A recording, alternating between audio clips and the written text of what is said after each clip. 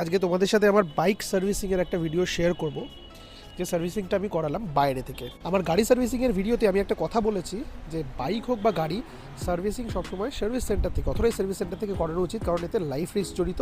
হ্যাঁ, খরচা একটু বেশি হয়, কিন্তু লাইফ সেফটি থাকে। আজকে আমি সার্ভিসিংটা করাচ্ছি বাইরে থেকে। তোমরা দেখে ভাববে কেন একটা ভিডিওতে বলছি সার্ভিস সেন্টার থেকে করাতে, আর একটা ভিডিও বাইরে থেকে করাচ্ছ।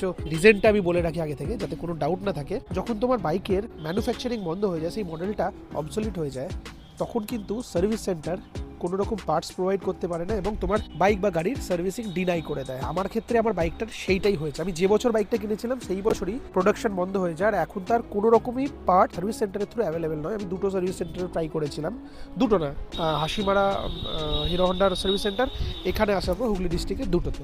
আমি আমার বাইকের প্রবলেমটা কি, একটা হচ্ছে ইঞ্জিনে একটা টাক টাক টাক টাক করে আওয়াজ হয় যখন চলতে থাকে, এটাই বেসিক্যালি মেন প্রবলেম। সেটা আমি 2-3টে জায়গায় যে সার্ভিসিং, সেখানে গিয়ে আমি ট্রাই করাই। ওরা যখন ইঞ্জিনের ওপরের কাপলিংটা খুলেছে, সিলটা হাটিয়ে দিয়েছে, দিয়ে আঠা দিয়ে আটকে দিয়েছে, তার ফলে ওখান থেকে ইঞ্জিন অয়েল লিক করছে। তো সেকেন্ড প্রবলেম এতে জুড়ে গেছে।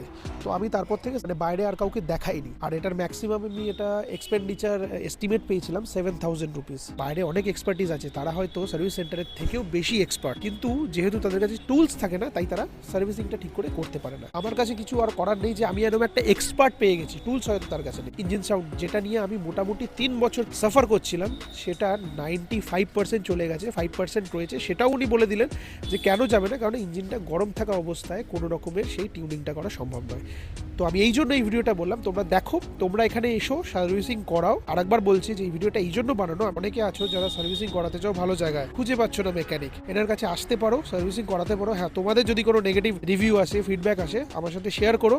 এটা আমার হিরো হন্ডা অ্যাম্বিশন, যে বছর কিনেছিলাম সে বছরই গাড়ির প্রোডাকশন বন্ধ হয়ে গেছিলো। তো এই গাড়িতে কিছু প্রবলেম আসছিল, যে প্রবলেমটা অনেকদিন আগে থেকেই অনেকের কাছে দেখিয়েছি। যে সলিউশনটা পেয়েছিলাম সেটা ঠিক স্যাটিসফ্যাক্টরি ছিল না, এই জন্য করাইনি। টাইম কনজিউমিং, 4-5 দিন বাইক রাখতে হবে, আর সার্ভিস সেন্টারে এটা হবে না, কারণ গাড়িটা তো আউটডেটেড হয়ে গেছে। তাই তো আমার বাড়ির ঠিক কাছে এই যে এটা দেখছো, এটা খুলেছে এখন জাস্ট 1 মাস হলো। এই গ্যারেজটা খুলেছে সুরেন্দ্র মণ্ডল, এখানকারেরই লোক। তার এক্সপিরিয়েন্সটা বলি, 34 বছর বাজাজে কাজ করেছেন, 15 বছর হন্ডাতে। এক্সপার্ট ট্রেনিং যেটা হয় যে কোনো কোম্পানির তরফ থেকে, হুগলি ডিস্ট্রিক্ট থেকে ইনিই একমাত্র যিনি সেটা করেছিলেন বাজাজের তরফ থেকে। যে কোনো কারণবশত হোক, নিজের জন্যই এই শপটা খুলেছেন। বেরিয়েছিলাম তখন চেন পড়ে যায়, এবং সেটা 2-3 বার। তো রাস্তা থেকে দাঁড়িয়ে একজনের কাছ থেকে প্লাস নিয়ে চেনটা তুলি, কিন্তু আমার মনে হয় চেনটা ঢিলা হয়ে গেছিলো।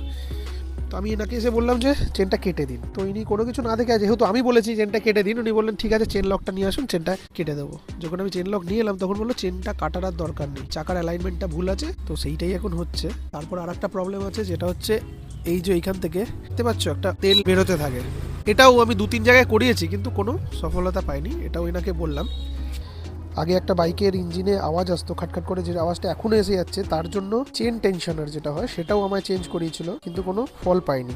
আর এখানে এসে জানতে পারলাম এনারা এত এক্সপার্ট, সবার কাছে শেয়ার করে নিলাম। এইটা আসতে পারো, 4-5 দিন গাড়ি রাখতে হবে কেন? সেইটাই না এক্সপার্ট। প্রবলেমটা কি? আমার তো ভাগ্য যে আমি পেয়ে গেলাম বাড়ির একদমই কাছে। আমি ফিউচার এটাকে আমি কোম্পানির সার্ভিস পয়েন্ট করে নেবো। এই কারণেই করে নেবো, যেহেতু আমি অ্যাডভান্টেজ আমি পাচ্ছি। আমি বাজাজেরও করতে পারি, হন্ডারও করতে পারি। যার বেনিফিট আমি বেশি পাবো তারটাই আমি নেবো। আমি ভেতরে 3টে র্যাম বসাবো, সামনেটা কাস্টমার লন করব, নিয়ে আমি চালু করব। সেটা একটুখানি খরচা সাপেক্ষ ব্যাপার, ফাইন্যান্সিয়াল একটুখানি অভাব আছে, যেহেতু আমি 1.5 বছর আগে আমার মেয়ের বিয়ে দিয়েছি।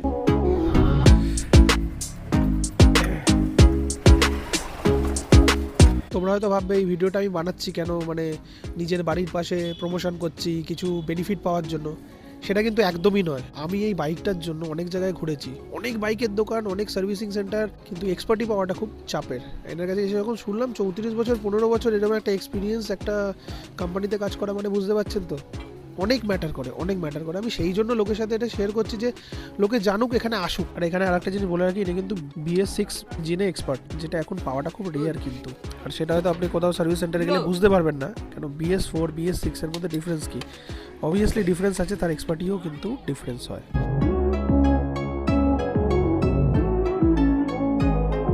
আমার গাড়ির ইঞ্জিনে একটা আওয়াজ আসছে, যেটা আমি মনে হয়েছিলাম ওই ওপরে কিছু একটা ট্যাপার থাকে, ইউটিউবের জ্ঞান, উপরে একটা ট্যাপার থাকে বা টাইম চেঞ্জ হয়। কিন্তু আমি অনেক জায়গাতেই দেখেছি সে বলেছিল পিস্টন চেঞ্জ করতে হবে, পিস্টন খুলে পিস্টন চেঞ্জ করতে হবে।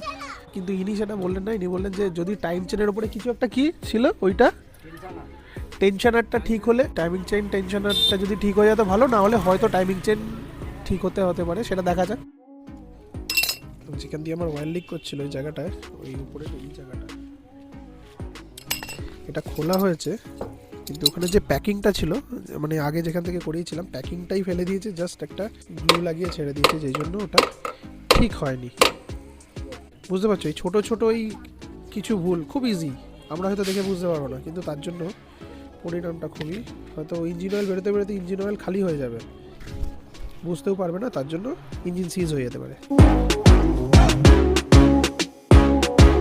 আপনি যেটা বললেন ওই চেনটা চেঞ্জ করতে হবে, আর এই যে এই কোনো প্যাকিং লাগবে কিনা আমায় বলে দিন, এটা যদি অরিজিনাল পাই আমি কিনে এনে রেখে দেব। হিরো আছে কিন্তু এই মডেলটা বন্ধ হয়ে গেছে, যদি আমি পাই বা কমফোর্টেবলে যদি পাই এনে রেখে দেব। আমি তো চন্দননগর চুচড়ো, আপনি বলে দিন যেগুলো লাগবে, আমি তাহলে নিয়ে রেখে দেবো, সময় মতো করে নেব। হ্যাঁ, তখন করাতে হবে, কারণ বাইকটা নিয়ে বেরোলে।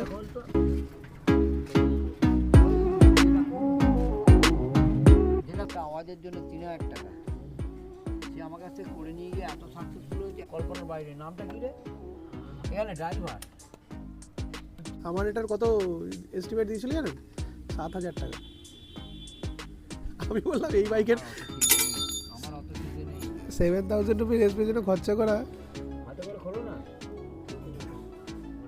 সব আঠা লাগিয়ে, এরা আঠা ছাড়া কিছু চেনে না তো, আর আমরা আঠাই লাগাই।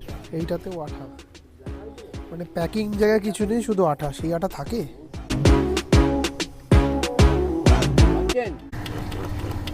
কানে পাচ্ছেন? টক টক করে একটা আওয়াজ হচ্ছে। রানিং এ 50 সাইকেল 1500 আরপিএম, মিনিটে সেকেন্ডে কত বার আপ ডাউন করে পিছনটা।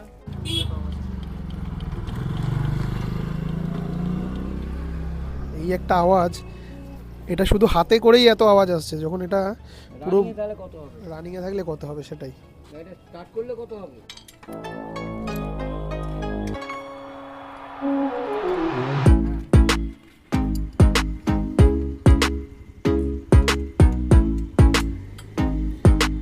এর ভেতর থেকেও কিছু সাউন্ডটা আসছিল, যেটা এক্ষুনি শোনালাম, এইটা অ্যাডজাস্টমেন্ট হচ্ছে। বাইকটা অনেক বছর হয়ে গেছে, কিন্তু কিলোমিটার অনলি 42,000। শখের বাইক, প্রথম বাইক তো।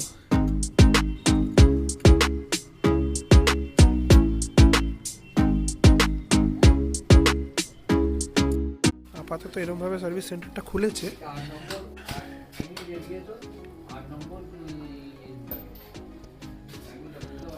ওনার যেটা ইচ্ছে, এইখানে কাস্টমার লন করবেন, এইখানে হবে 3খানা র্যাম্প,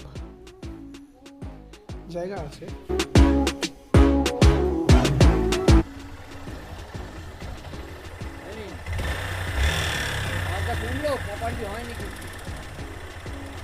চুচুড়া থেকে শ্রীরামপুর বাইকটা নিয়ে অনেক জায়গাতেই ঘুরেছি, কিন্তু আলটিমেট স্যাটিসফ্যাকশন পেলাম বাড়ির পাশেই। আরেকটু কিছু সার্ভিসিং বাকি রয়ে গেল, সেইগুলো যখন করাবো তার রিভিউ তখন শেয়ার করব।